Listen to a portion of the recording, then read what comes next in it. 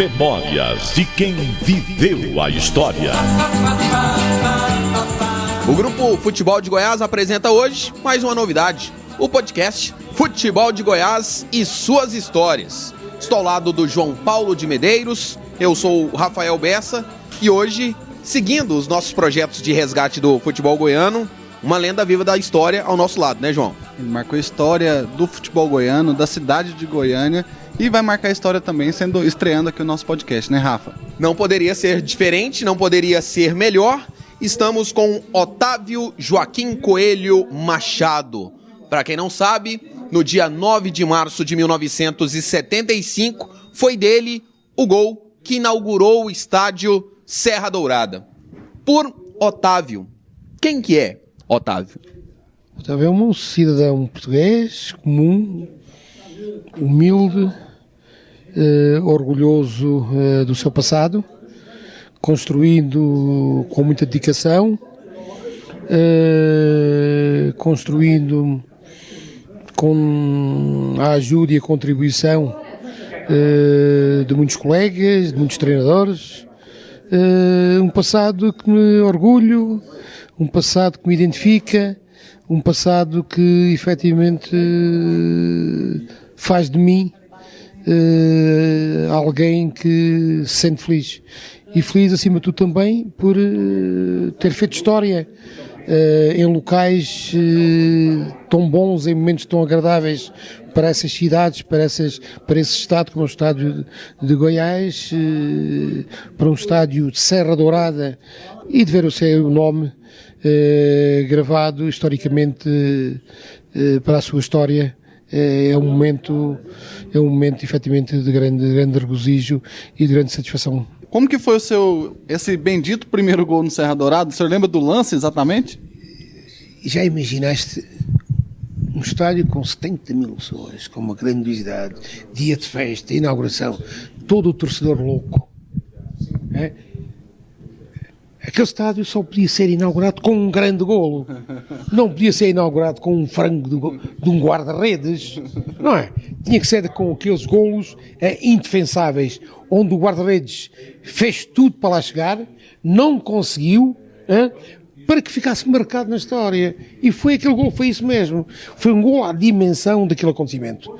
Um remate com o pé esquerdo, de fora da área, onde a coruja dorme, o goleiro a tentar lá ir, mas faltou um bocadinho na ponta da mão para lá chegar.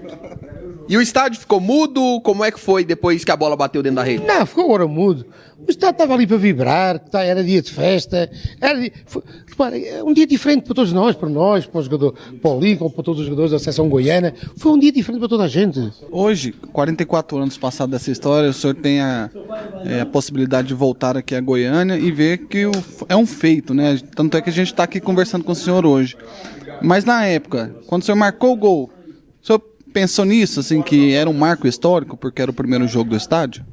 Pensei e fui reforçando essa ideia por uma razão simples. Trabalhei no futebol português com muitos jogadores brasileiros, Eloy, Geraldão, Branco, Joari, Celso e outros, alguns deles que jogaram em Goiás, no estado de Serra Dourada, e viram a placa lá com o meu nome. Portanto, isso foi um sintoma, foi um sinal de que efetivamente eu faço parte da história daquele estádio, da inauguração de um grande palco para o futebol e que está a projetar para os primeiros lugares do futebol brasileiro. A gente tem poucas imagens daquela época. Eu sei que aqui nossa plataforma é o som, o áudio, a voz, mas eu quero que o senhor retrate. Como que foi o dia 9 de março pisar ali no Serra Dourada, na hora que o senhor pisou no último degrau ali para entrar no campo? Olha, eu quero dizer que os ambientes difíceis, eu encarava todos os jogos da mesma maneira. Não havia adversários, não havia locais, a filosofia era só uma. São todos iguais. E são todos para ganhar. E são todos para respeitar. Portanto, não vou dizer que me estimulou mais, não. Obviamente que entrar no estádio com 70 mil pessoas no dia da inauguração, ao rubro, com uma entrega total e uma alegria enormes, pelo momento que não é algo que recordemos. Um ruído tremendo, ruído à dimensão do calor. Enormes, enormes. E foi um momento, aos 4 minutos, marcar aquele gol, foi um grande momento. E depois ver que está lá uma placa com o nome, jogadores que passaram por lá, pessoas, diziam, o teu nome. Ainda aqui há dias falava com um jornalista brasileiro da Globo, e ele queria saber quem eu era, ele não sabia quem eu era. E eu disse-lhe, conheces o Serra Dourada? Conheço. Então vê lá quem é que marcou lá o primeiro gol. E passado uns momentos ele virou, estou a falar com uma figura do futebol. Ele não sabia quem eu era, e a partir daí começamos a ter um contacto mais profundo, falando de futebol.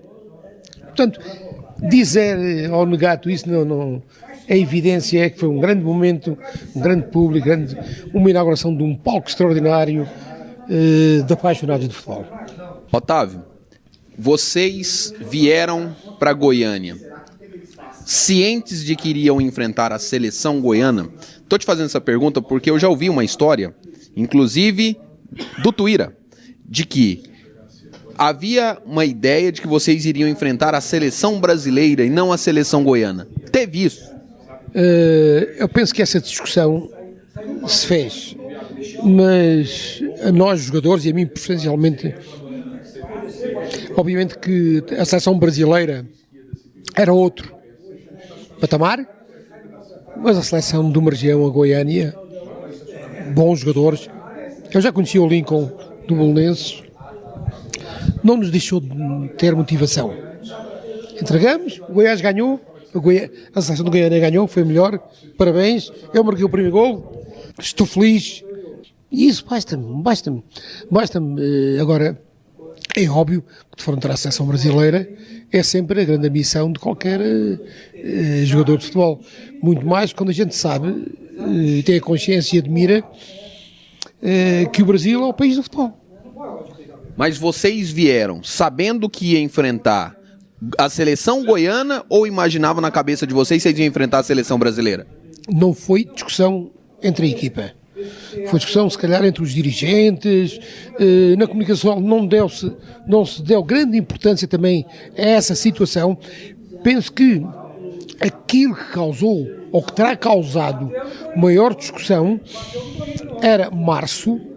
O Campeonato Nacional Português estava ao rubro, o selecionador português era o treinador do Futebol Clube do Porto, um candidato ao título, que tinha jogadores do Futebol Clube do Porto e de outros clubes interessados. Uma viagem ao Brasil, entre 2 jornadas, muito calor, desgaste. Penso que foi por aí que as discussões se pôs, que não teria merecido a pena porque não foi a seleção brasileira. Penso que foi por aí que se fez a discussão e não por essa questão política que se teve a discussão. Agora nós nunca ligamos a isso, nunca foi algo que tivesse tido na ressonância nem a nós nem na comunicação social. E quando vocês saíram do estádio, o que vocês conversaram? Estávamos todos muito, mas muito cansados, que um adversário, porque qualquer seleção brasileira que faça, assim qualquer ponto do país, é uma seleção forte. Desculpa, eu não digo isto por dizer, é verdade, é uma seleção forte. Agora o calor foi tremendo, desgastou-nos muito.